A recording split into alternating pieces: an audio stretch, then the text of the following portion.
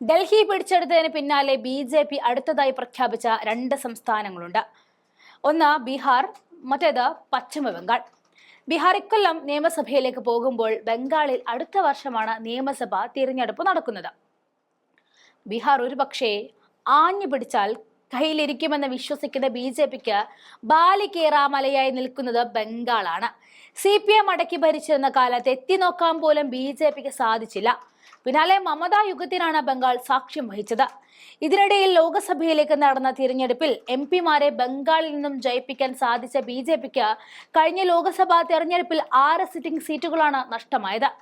എന്തായാലും മഹാകുംഭമേളയെക്കുറിച്ച് ബംഗാൾ മുഖ്യമന്ത്രി മമതാ ബാനർജി നടത്തിയ പരാമർശങ്ങൾ ആയുധമാക്കാനുള്ള നീക്കമാണ് ബി.ജെ.പി നടത്തുന്നത്.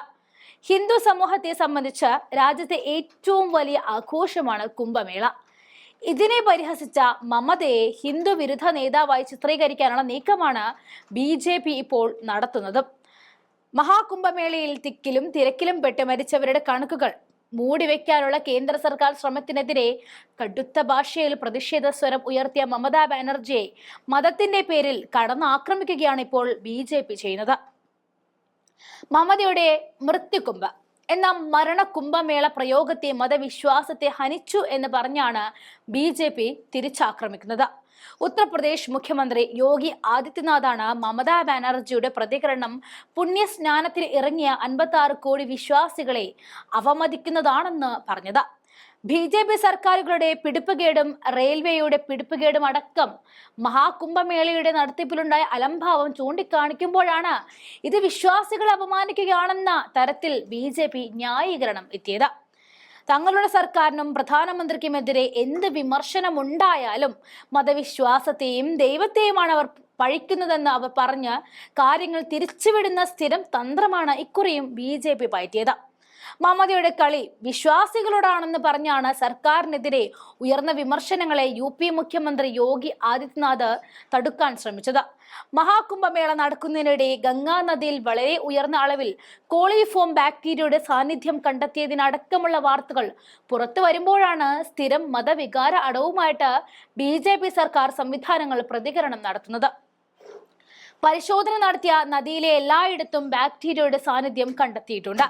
ഇത്രയും മാലിന്യം നിറഞ്ഞ ഇടത്താണ് കുംഭമേളയോടനുബന്ധിച്ച് ലക്ഷക്കണക്കിന് പേര് പുണ്യസ്നാനം നടത്തിയത്.